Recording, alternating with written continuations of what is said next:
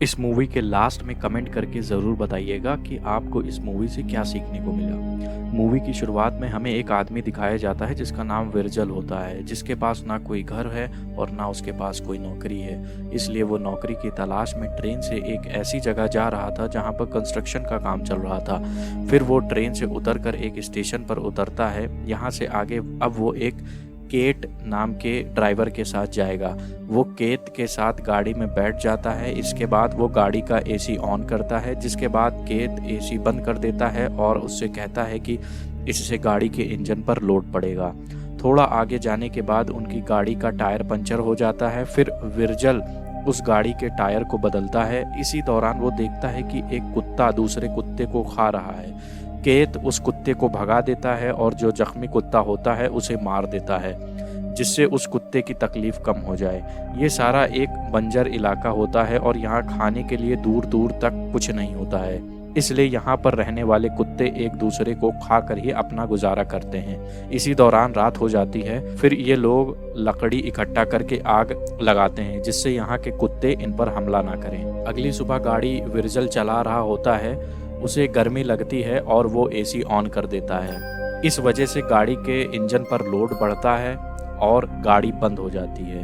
केत गाड़ी की आवाज़ सुनकर उठ जाता है और वो विरजल से काफ़ी नाराज़ हो जाता है, जिसके बाद विरजल केत से सॉरी बोलता है। फिर केत कहता है कि अब गाड़ी को ठीक होने में 2 से 3 घंटे लगेंगे। फिर विरजल वहाँ पर चलते चलते थोड़ा दूर आता है, तब उसे वहाँ एक चमकीला पत्थर नज़र आता है। विरजल उस पत्थर को देखकर वहीं रुक जाता है और फिर जब विरजल उस पत्थर के पास जाता है तब उसे पता चलता है कि वो पत्थर और कुछ नहीं बल्कि सोना है।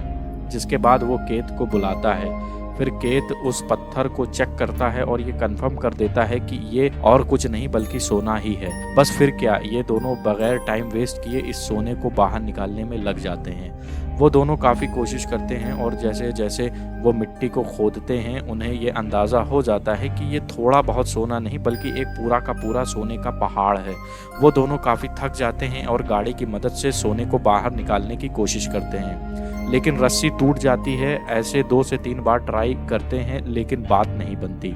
काफ़ी टाइम हो जाता है और शाम हो जाती है। फिर वो लोग लकड़ियाँ इकट्ठा करते हैं ताकि वो लोग आग जला सकें और उन कुत्तों से बच सकें। और वो लोग काफ़ी खुश होते हैं और काफ़ी खुशी के मारे नाचने लग जाते हैं। विरजल केट से कहता है कि हम में से किसी एक को जाकर एक्सेलेटर लाना पड़ेगा। तब केट विरजल से कहता है कि तुम जाओ, मैं इस गोल्ड के पास रहूंगा। फिर विरजल कहता है नहीं, तुम जाओ, क्योंकि तुम्हें लोकेशन भी पता है कि कहाँ से क्या लाना है।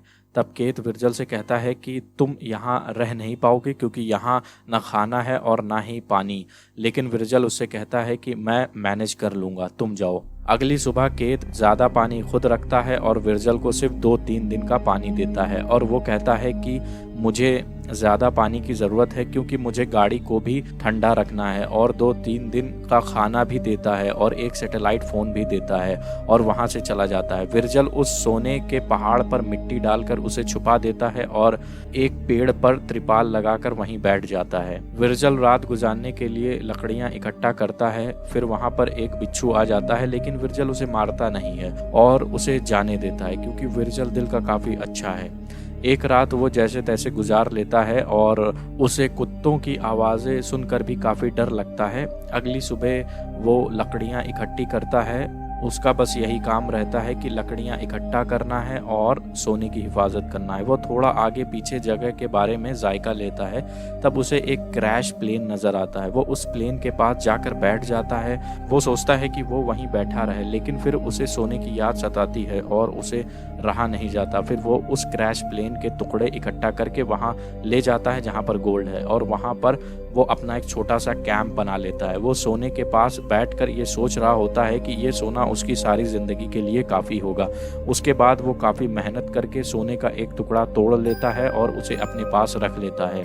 इसी दौरान उसे केत का फ़ोन आता है। केत कहता है कि मेरे पास तुम्हारे लिए एक बैड न्यूज़ है, गाड़ी का इंजन हीट हो गया है और मैं एक स्टेशन पर रुका हूँ। और वो कहता है कि मैं कोशिश कर रहा हूँ कि मैं जल्दी से जल्दी तुम्हारे पास आऊँ, लेकिन मुझे टाइम लगेगा। विरजल उससे कहता है कि मैंने एक सोने का टुकड़ा तोड़ लिया है, लेकिन केत उसे बोलता है कि ये बेवकूफ़ी तुम ना करना, मैं जल्द ही वापस आऊँगा और तुम्हें इस टुकड़े से कई गुना ज़्यादा सोना तुम्हें मिलेगा। यहाँ विर्जल लालच करता है और उसकी बात मान लेता है, लेकिन अब विर्जल के पास बस एक दिन का ही पानी रह गया है। फिर जब विर्जल पानी पी रहा होता है तब उसके पास एक सांप आ जाता है। तब विर्जल उस सांप को मारने लगता है, लेकिन वो सांप तो भाग जाता है, लेकिन विर्जल से बॉटल गिर जाती है जिससे उसका सारा पानी बह जाता है और अब उसके पास पानी खत्म हो गया है। विर्जल फिर उस क्रैश प्लेन के पास जाता है और वहाँ से कुछ टुकड़े ले आता है। विर्जल दूर से देखता है कि उसकी तरफ कोई आ रहा है।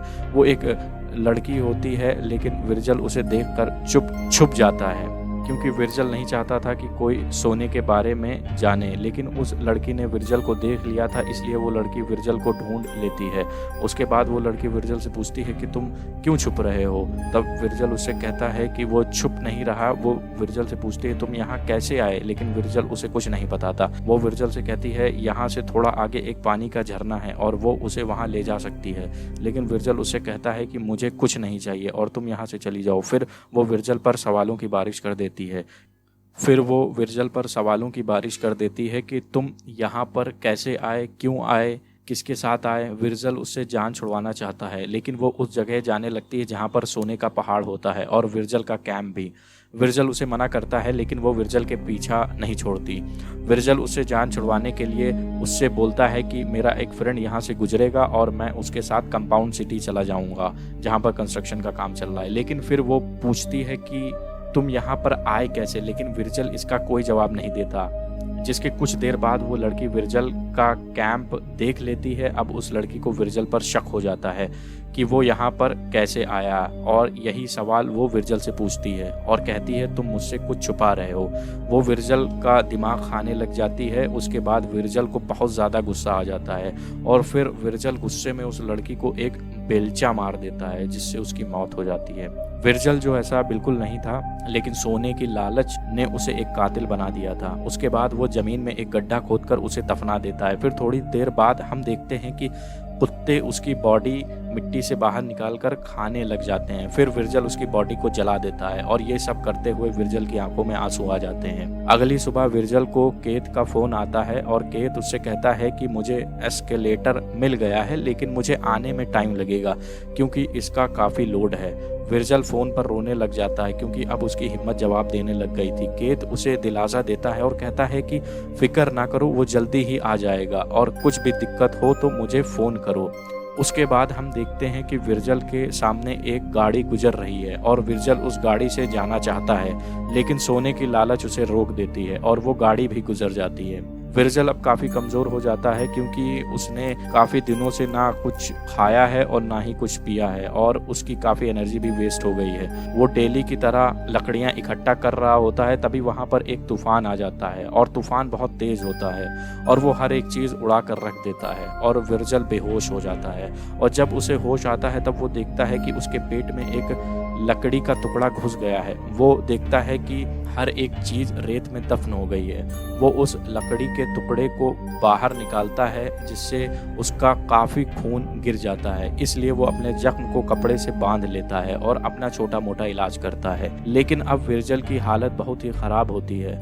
उसके सामने अब वही लड़की आती है जिसको उसने मार दिया था, लेकिन वो उसे पानी पिलाती है। विर्जल को लगता है ये सब उसका एक वहम है और इस हालत में भी विर्जल को सोने की ही फिक्र होती है और विर्जल सोने को छुपा रहा होता है। और तभी उसे एक आवाज़ आती है कि क्या तुम ठीक हो। वो लड़की उससे कहती है कि यहाँ से थोड़ा आगे एक जगह है जहाँ पानी है और मैं तुम्हें वहाँ ले जा सकती हूँ और तुम्हारे जान बचा सकती हूँ। लेकिन विर्जल उससे कहता है कि मुझे कहीं नहीं जाना है। उसके बाद वो लड़की विर्जल से पूछती है कि क्या तुमने मेरी बहन को देखा है, वो मेरी तरह ही दिखती है। विर्जल इसके जवाब में कहता है नहीं, मैंने तुम्हारी बहन को नहीं देखा। और विर्जल सारा मामला समझ जाता है और वो लड़की वहाँ से चली जाती है। फिर विर्जल को केत का फोन आता है और केत विर्जल से कहता है कि मैं बहुत पास हूँ। विर्जल गुस्से में पूछता है कि कितना पास। तब केत कहता है कि मुझे लकड़ियों से उठता हुआ धुआं नजर आ रहा है। उसी दौरान विर्जल के पास जंगली और पागल कुत्ते आ जाते हैं जो विर्जल को अपना शिकार बनाना चाहते हैं और वो उसे घेर लेते हैं। और इसके बाद सीन शिफ्ट होता है केत पे, जो वहां से थोड़ी दूर पर बैठकर विर्जल की मौत का तमाशा देख रहा होता है। केत जो काफी दिन पहले ही एस्केलेटर ले आया था, लेकिन उसकी पहले से ही सारे सोने पे नजर थी और वो बस विर्जल की मौत का इंतजार कर रहा था सारा सोना खुद हासिल करने के लिए। और फिर हम देखते हैं कि वो सारे कुत्ते मिलकर विर्जल पर हमला करते हैं और विर्जल जो पहले से ही काफी जख्मी है वो खुद को नहीं बचा पाता और वो कुत्ते उसे नोच खाते हैं। इसके बाद केत विर्जल की लाश के पास आता है और फिर अचानक हम देखते हैं कि एक उड़ता हुआ तीर आता है जो कि केत के सीने को चीरता हुआ सीधे उसके दिल पर लग जाता है और केत की ऑन द स्पॉट मौत हो जाती है। और यहाँ पर ये मूवी खत्म हो जाती है, लेकिन ये तीर कहाँ से आया ये नहीं बताया जाता। लेकिन मेरे हिसाब से ये तीर उस लड़की के पास था जिसको विर्जल ने मार दिया था, तो हो सकता है उसकी बहन जो उस लड़की की तरह ही दिखती थी, शायद उसने ही ये तीर चलाकर केत को मार दिया हो। खैर, मिलते हैं अपनी नेक्स्ट वीडियो में, तब तक के लिए अलविदा।